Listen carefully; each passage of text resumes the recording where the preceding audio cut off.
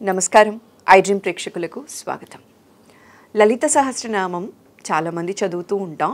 అయితే అందులో నామానికి అర్థం ఎంతమందికి తెలుసు అంటే మాత్రం ప్రశ్నార్థకమే. అయితే ఈరోజు దాని గురించి మనం పూర్తి వివరాలు తెలుసుకుందాం. ప్రతి నామానికి అర్థం సవివరంగా తెలుసుకుందాం. ఈరోజు మనతో పాటు మన స్టూడియోలో ఉన్నారు ప్రముఖ జ్యోతిష్య వాస్తు పండితులు మరియు లలిత ఉపాసకులు నానాజీ పట్నాయక్ గారు. వారిని అడిగి తెలుసుకుందాం. నమస్కారం గురూజీ. శ్రీమాత్రే నమః. గురూజీ, లలిత సహస్రనామం కొన్ని సంవత్సరాల నుంచి చేస్తున్నప్పటికీ కూడా అందులో నామాలకి అర్థం తెలియని వాళ్ళు కూడా ఉన్నామండి. అయితే ప్రతి నామానికి అర్థం తెలిస్తే ఆస్వాదిస్తూ అమ్మవారికి ఇంకాస్త దగ్గరయ్యే అవకాశం ఉంటుంది, అమ్మవారి పాదాలు గట్టిగా పట్టుకోవచ్చు అనేది నేను భావిస్తున్నానండి. సో అలా అర్థం తెలుసుకోవాలి అనుకునే వాళ్ళందరికీ కూడా, వాళ్ళందరి కోసం మనం కంటిన్యూస్గా కొన్ని వీడియోస్ లాగా చేస్తూ, ఎపిసోడ్స్ లాగా కొన్ని నామాలు తీసుకుంటూ దానికి అర్థాన్ని సవివరంగా మా ప్రేక్షకులకు తెలియచేస్తారని అనుకుంటున్నానండి.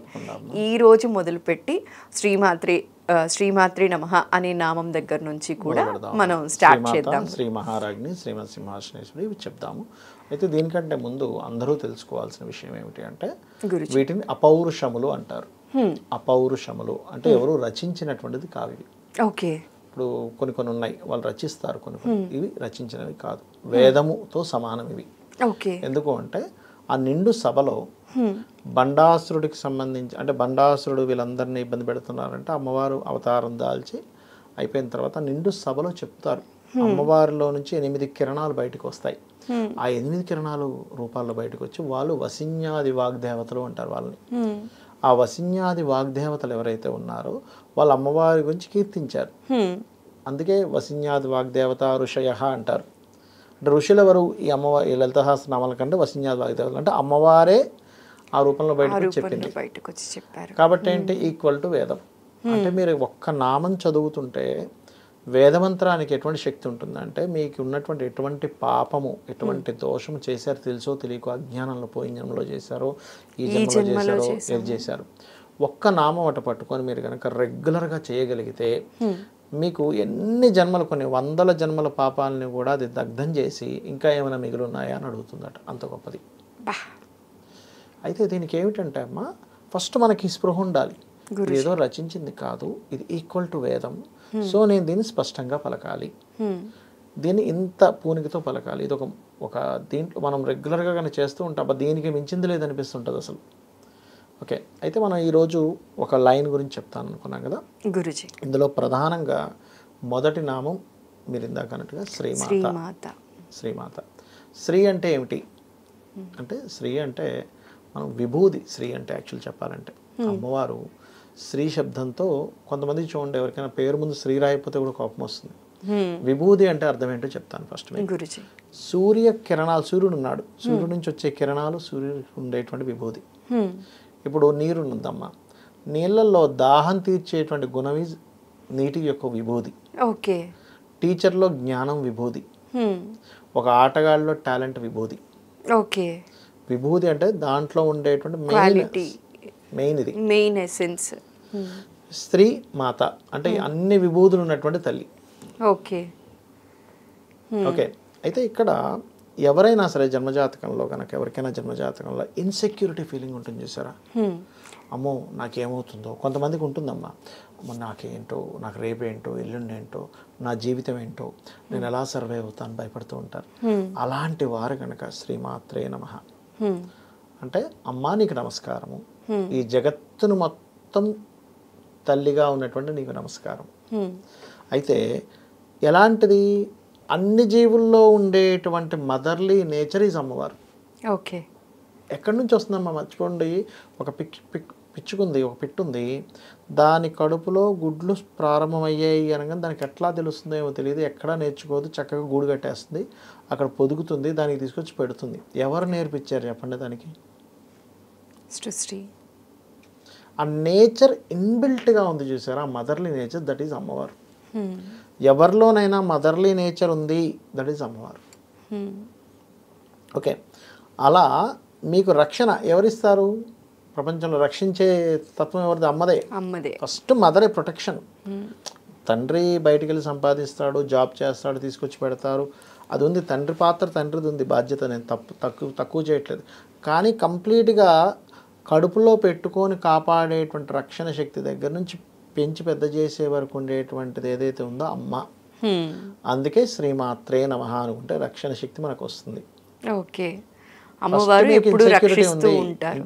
అమ్మవారు ఎప్పుడు రక్షిస్తుంది. మీరు అన్నట్టుగా ఇన్సెక్యూరిటీ ఉంది, శ్రీమాత్రే నమః అనుకోండి. నేను ఈ పని చేయగలనా చేయలేనా అన్న అపోహలు ఉన్నా, రేపేం జరుగుతుందో అన్న భయం ఉన్నా కూడా, భయం ఉన్నా అయితే ఈ పని చేయగలనా చేయలేనా అనే దానికి ఇంకో నామం చెప్తాను నేను. దానికి దానికి సంబంధించి అది వచ్చినప్పుడు చెప్తాను. సో శ్రీమాత్రే నమః అనే నామాన్ని రెగ్యులర్గా చేసుకుంటే ఇది మనకి అంటే సృష్టి స్థితి లయకారిణి ఎవరో ఆమెకు నమస్కారం అని కూడా అర్థం వస్తుంది ఇందులో. ఓకే ఓకే, ఇది అయితే శ్రీమాత ఈ విశ్వంలో విశ్వం అంతటికి మాత అనేటువంటిది అర్థం. శ్రీ మహారాజ్ని, చాలా మంది మహారాజ్ని అనుకుంటారు, రెండవ నామం. రాణులకే రాణి అని అర్థం. ఒక లీడర్ ఉన్నాడు, ఒక ఆఫీస్ నడిపిస్తుంది ఒక ఆవిడ. ఆవిడ కింగ్, ఆవిడ క్వీన్ అనుకుంటుంది, కానీ ఆవిడ మీద ఉంది ఈవిడ. ఒక దేశాన్ని నడిపిస్తుంది ఒక రాణి అనుకుందాం, ఆవిడ మీద ఉంది ఆవిడ. ఓకే, శ్రీ మహారాజ్ని అంటే రాణులకే రాణి. ఓకే, అంటే నువ్వు రాణి అవ్వాలంటే ఫస్ట్ ఆ రాణి యొక్క అనుగ్రహం ఉండాలి. అంటే నీకు గనక ఒక మంచి పొజిషన్లోకి వెళ్ళాలంటే కూడా ఈ నామం పనికి వస్తుంది.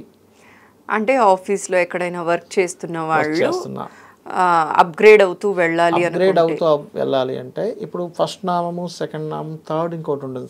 శ్రీమాత, శ్రీ మహారాజ్ని, శ్రీమత్ సింహాసనేశ్వరి అనేది. సింహాసనేశ్వరి అంటే ఏంటి? ఆమె ఎక్కడుంది? సింహాసనం మీద కూర్చొని ఉందట. శ్రీమాత అయి, అమ్మవారై, రాణులకి రాణి సింహాసనం మీద కూర్చుంది. ఆ సింహాసనం ఎక్కడుందంటే నీ హృదయంలో ఉందని చెప్తుంది శాస్త్రం. హృదయంలో కూర్చొని ఈ మొత్తం బయట ఉండేటువంటి బ్రహ్మాండాన్ని, లోపల ఉండేటువంటి పిండాండాన్ని నడిపిస్తుంది ఆవిడ. అయితే ఈ సింహాసనం మీద కూర్చొని ఉంది అని ఈ 3 నామాలు కలిపి ఎవరైతే చేస్తారో వాళ్ళకి ఉద్యోగ ప్రాప్తి. 3 నామాలు కలిపి చేసుకోవాలి. ఎందుకు? రక్షణ శక్తి. ఇన్సెక్యూరిటీ, మనకు జాబ్ వస్తే ఇన్సెక్యూరిటీ ఉండదు. అమ్మ నాకేంటి, నాకు జాబ్ ఉంది హ్యాపీగా అనేటువంటి సెక్యూరిటీ ఫీలింగ్. ఇన్సెక్యూరిటీ ఫీలింగ్ ఎప్పుడెప్పుడు జరుగుతుంది? జాబ్ లేకపోయినా, ఎవడేదో చేస్తాడన్నా, ఇవన్నీ కదా. అప్పమ్మో రేపొద్దున అప్పు ఎలా కట్టాలి, జాబ్ చూస్తే లేదు అనుకుంటుంటాం, డబ్బులు రావట్లేదు అనుకుంటుంటాం. ఎందుకు? కారణం ఏంటి? జాబ్ లేదని. సో రక్షణ శక్తి అమ్మవారే సృష్టి స్థితి లయ కారకురాలు కాబట్టి తను రక్షిస్తుంది. రాణులకే రాణి, తాని మెయిన్ హెడ్. నీకు ఇక్కడ జాబ్ రావాలన్న తనే మెయిన్ హెడ్. సింహాసనం, ఆవిడ సింహాసనం మీద కూర్చుందని మీరు కీర్తిస్తే మీకు సింహాసనం ఇస్తుంది, అదే మీ సీటు. ఇప్పుడు అదే కదమ్మా, ఇప్పుడు నా పోస్ట్ ఏంటి అంటే చెప్తారు, మీరు కలెక్టర్ అనా, జిఎం అనా, లేకపోతే మేనేజర్ అనా కదా. ఇప్పుడు శ్రీమాత, శ్రీ మహారాజ్ని, శ్రీమత్ సింహాసనేశ్వరి. దీనికి ముందు ఓము, లాస్ట్లో నమః కలుపుకొని ఓం శ్రీమాత శ్రీ మహారాజ్ని శ్రీమత్ సింహాసనేశ్వరియే నమః. ఓకే, ఇది చేసుకుంటే రక్షణ శక్తి లభిస్తుంది, జాబు వస్తుంది, ఇన్సెక్యూరిటీ ఫీలింగ్ పోతుంది, ఇవి జరుగుతాయి. అయితే ఇది చేసుకునే విధానం ఎట్లాగా అంటే ఎప్పుడు కూడా కౌంటింగ్ చేయకూడదు. ఓకే, చేసేటప్పుడు 108 జపమాల పెట్టుకుంటాం. తిప్పుకోండి, మీకు తప్పులేదు. కానీ నేను అనేది ఏంటంటే మీరు ఒక 20 నిమిషాలు, అరగంట, 40 నిమిషాలు చేస్తే ఇంకా మంచిది. నిమిషాల వైజ్ చూసుకోవాలి. నిమిషాల వైజ్ అలారం పెట్టేసుకొని చక్కగా ఆస్వాదిస్తూ చేయండి. శ్రీమాత, శ్రీ మహారాజ్ని, శ్రీమత్ సింహాసనేశ్వరి. నోటితో పలకాలని రూల్ ఏం లేదు, మనసుతో చేసుకోవచ్చు. మీరు ఆస్వాదిస్తుంటే ఉంటే సమ్ టైమ్స్ ఏమవుతుందంటే మనల్ని ఇట్లా అంటే ఒక్కసారిగా అలైన్ అయిపోతాయి చక్రాలు. అసలు నేను చాలాసార్లు గమనించానమ్మా, లలితాసహస్రనామాలు చేసేటప్పుడు చక్రాలన్నీ అలైన్ అయిపోయి స్ట్రక్ ఇట్లా ఒక్కసారికి ఇట్లా అవుతుంటాం ఒక్కోసారి. మనం దాంట్లోకి లీనమైపోయి కనుక వెళ్ళగలిగితే అది ఒక ఎనర్జీ అమ్మ. వేదమంత్రం వేదంతో సమానం అని చెప్పాను కదా. ఆ ఎనర్జీ ఎప్పుడైతే మనం లోపల తీసుకొని చేస్తుంటామో మనకు ఒక ఆరా ఉంటుంది. ఈ గ్రహాలు, నవగ్రహాల నుంచి వచ్చేటువంటి ఎనర్జీ ఏదైతే ఉందో, ఈ ఆరాలో ఉండే ఎనర్జీ దాన్ని కనెక్ట్ చేసుకుని లోపల తీసుకెళ్తుంది. ఇది ఎప్పుడైతే మంత్రంతో నిండుందో ఇది పాజిటివ్ అయిపోయింది మీ ఆరా. గ్రహశక్తి ఎలా వచ్చినా ఇక్కడికి వచ్చేసరికి పాజిటివ్గా మరి లోపలికి వెళ్తుంది. ఎలా అయితే ఒక బల్బుకి మీరు పసుపు రంగు పెట్టారు, కాగితం పసుపు పడుతుంది, ఎరుపు రంగు పెడితే ఎరుపు కాంతి ఎలా పడుతుందో, ఈ ఆరా యొక్క సిస్టమ్ ఎప్పుడైతే అమ్మవారి నామంతో నిండిందో ఆటోమేటిక్గా మార్పు వస్తుంది. ఇలా ఒక అతను అయితే జాబ్ లాగా చాలా బాధపడేవాడు. గురుజీ నేను చెప్పాను, బాబు నువ్వు ఇది చేసుకో అంటే, ఈ నామానికి ఎట్లా వస్తుంది సార్ అంటే, మీరు చేసుకొని చూడు నీకు తెలుస్తుంది అన్నాక ఆయన ఫస్ట్లో చేయలేదు.